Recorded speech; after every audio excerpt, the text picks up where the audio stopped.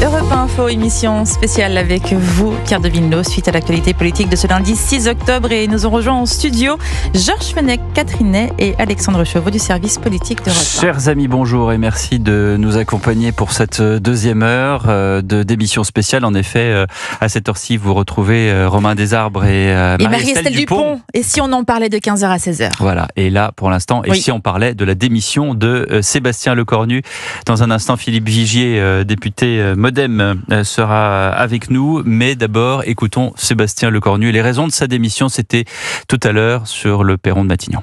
Moi qui suis un militant qui, au fond, est gravi les marches de la méritocratie républicaine grâce à l'élection comme maire, comme président de département, comme sénateur, je suis un militant et j'ai du respect pour celles et ceux qui s'engagent. Mais il faut toujours préférer son pays à son parti. Et il faut savoir écouter ses militants, mais toujours penser aux Françaises et aux Français. Voilà ce que dit Sébastien Lecornu. Philippe Vigier, bonjour. Merci d'être avec nous. En direct, député d'Eure-et-Loir et porte-parole du Modem. Comment est-ce que vous avez apprécié ce discours de sortie express de Sébastien Lecornu?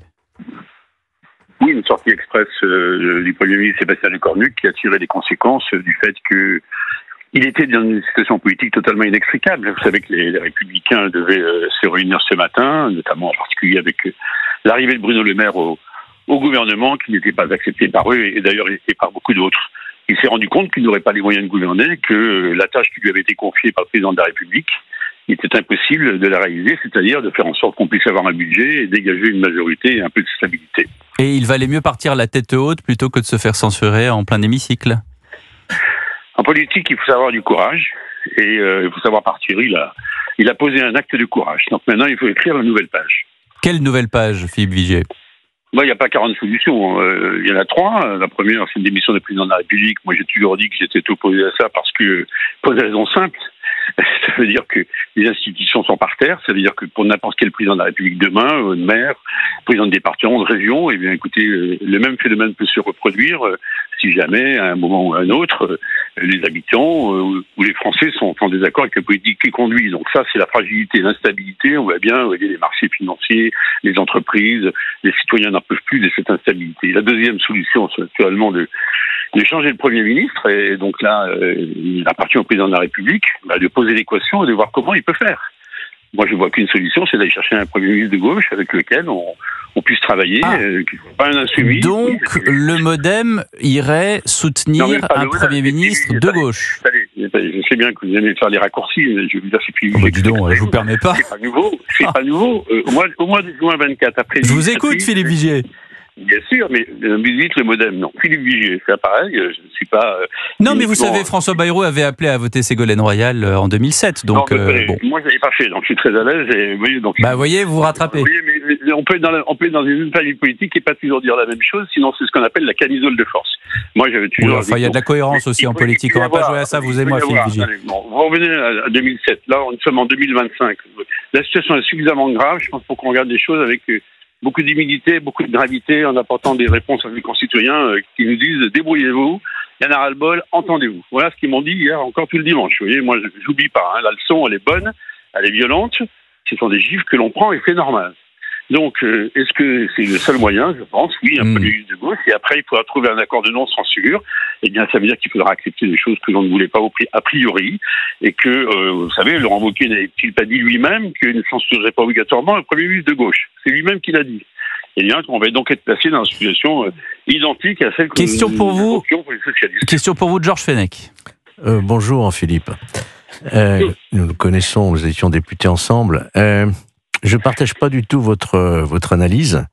Vous dites si le président démissionne, c'est les institutions qui sont par terre. Vous vous souvenez que quand De Gaulle a démissionné, les institutions sont restées solides.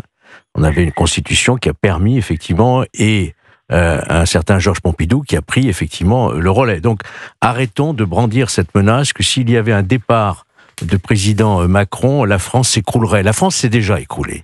On a assisté à plusieurs suicides, Philippe. Hein, on a assisté au suicide de la dissolution, par la dissolution de la présidence. Nous avons assisté au suicide de François Bayrou lorsque celui-ci demande un vote de confiance sur un simple constat que la France était en faillite. Et maintenant, le suicide alors là, celui-ci, hein, l'attitude de Sébastien Lecornu, celle-là, elle est gaulienne. Et là, moi, je lui tire mon chapeau. Il a tiré la conséquence de son impuissance et dans l'intérêt du pays, il s'est retiré du pouvoir. Dieu fasse que ça en inspire un autre. Philippe Vigier. Je vous réponds très simplement, mais je connais également bien l'histoire politique de mon pays. La présentation honnête des choses avait dit, c'était quoi? De Gaulle avait dit quoi à la télévision? Si vous êtes d'accord avec moi au cours du référendum, je continue. Si vous êtes en opposition avec moi, je m'en vais. Ça n'est pas la question qui a été posée par Emmanuel Macron. Il ne faut pas confondre les deux choses. Donc là, s'il devait partir, parce qu'en fait, quelque part, on voit bien qu'il y a une pression qui montait. Non, je pense qu'il y a eu des erreurs d'appréciation qui ont été faites. Je vous dis les choses très clairement. Et malheureusement, nous sommes dans une impasse. Reconduire un gouvernement tel qu'il a été reconduit hier soir était une provocation la plus large vis-à-vis des Français.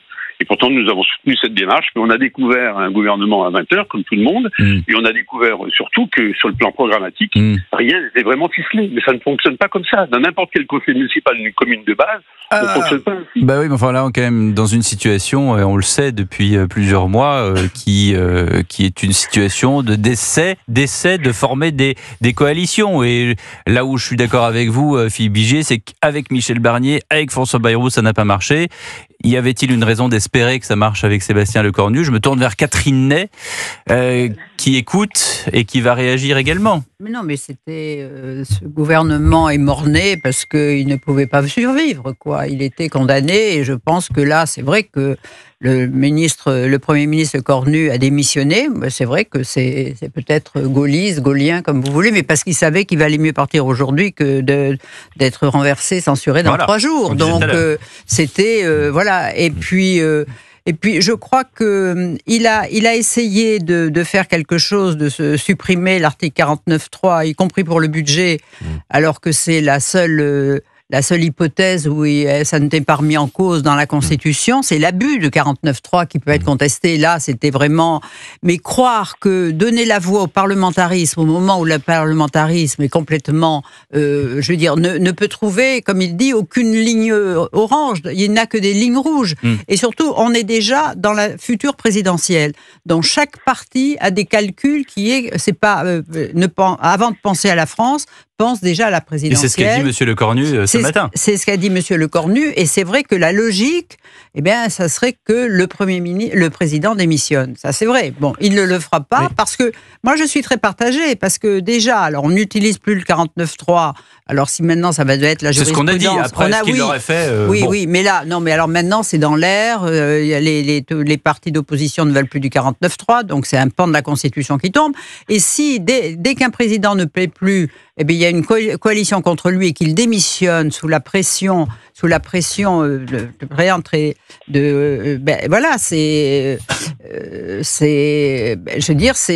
quand même quelque chose qui fait peur aussi, parce que ça va ajouter, surtout que il faut bien voir que je crois que la dissolution ne va régler aucun problème, peut-être le Rassemblement national aura plus d'élus, je crois, oui même, et puis mais après qu'est-ce qu'il fait? Que fait le président? Ça dépend s'il va avoir une majorité ou pas. Voilà. Bon, il aura peut-être pas forcément la majorité, mais à mon avis, ça règle pas le problème.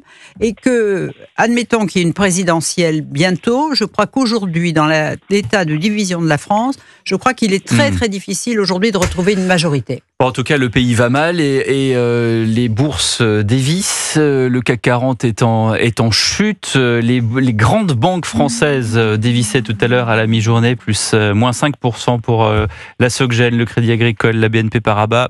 Ça vous parle peut-être pas, mais c'est extrêmement important et difficile pour l'économie, non seulement française, mais vis-à-vis de l'Europe et des États-Unis. Vous vouliez, mon cher Alexandre Chauveau, qui est là également, du service politique d'Europe 1, Despont-Minet, qui a dû pas passer une nuit blanche à essayer de composer le gouvernement. On ne s'attendait pas à une telle journée. Et un peu, c'est un château de sable, votre histoire. Vous avez passé votre nuit à faire des châteaux de sable, puis finalement, il y a quelqu'un qui est arrivé, il a tout piétiné. Exactement. Non, peut-être une question pour rebondir sur la chute des bourses. À Philippe Vigier, vous plaidez pour la nomination d'un Premier ministre de gauche. Est-ce que vous pensez qu'Emmanuel Macron est prêt à voir un Premier ministre défaire sa politique économique, revenir sur la réforme des retraites, revenir sur la politique de l'offre et finalement déconstruire à peu près tout ce qui lui reste de ce qu'il a construit depuis 2017 ? Philippe Vigier. Écoutez, qu'ils reviennent sur d'abord ce qu'Emmanuel Macron le fera, c'est seul lui qui peut prendre la décision, pas prendre la décision. Il n'y a pas beaucoup de solutions. Il faut un Premier ministre de rupture. Il n'y a pas 30 choses. Il n'y a pas 36 possibles. C'est pour ça que j'ai mis cette hypothèse sur un Premier ministre de gauche de gouvernement, je précise. Sur les retraites, il y a toujours la réforme Touraine qui n'a jamais été supprimée par les socialistes. Je vous rappelle, elle court toujours, cette réforme. Écoutez, on sait les conditions dans lesquelles la précédente réforme que j'ai soutenue ardemment a été faite. C'est le combat, ça a été rappelé par Catherine Ney avec des milliers d'amendements, le 49.3 qui a été dégainé à la fin. Et écoutez, par moment, il faut savoir ce qu'on veut. Soit il y a un peu de stabilité, oui, ça veut dire que le président devra accepter des inflexions sur les politiques qu'il a portées depuis le début. Les socialistes, vous savez, font aussi preuve de réalisme, mais à un moment ou à un autre, ils comprendront que tout ce qu'ils disent ou qu'ils racontent partout ne pourront pas l'appliquer. Et nous, on sera là pour être des vigies sentinelles, de manière à faire en sorte qu'on n'arrête pas de détricoter tout ce qui a été fait. Ils garderont, j'en suis persuadé, une des parties. Voilà. Mon propos peut vous paraître un peu surprenant. Oui, mais moi, je vous découvre, Philippe Vigier. Je vous découvre. Non, vous ne me découvrez pas. J'ai fait partie de ceux qui, en juin 2024, avaient expliqué qu'il fallait purger une solution avec la gauche qui nous expliquait qu'ils allaient gagner les élections. Personne n'a gagné les élections. Personne. Merci en tout cas. Personne n'a gagné les élections et que Catherine Ney l'a très bien décrit. Le pays est tellement déchiré. Chacun doit faire un peu acte des constructions et se dire comment on aborde les 18 prochains mois. Je ne vois pas, je termine en vous disant, je ne vois pas une campagne présidentielle se dérouler dans les 35 jours qui viennent. On n'est plus du tout dans les circonstances 68, 69 avec le général qui part dans le psychodrame que l'on connaît et l'arrivée de Georges Pompidou. C'est terminé. À chaque époque, sa situation, vous avez raison de le rappeler. Philippe Vigier, merci beaucoup. Et justement, on va en parler de la gauche, plus précisément avec Manon Aubry qui sera notre invité dans quelques instants sur Europe.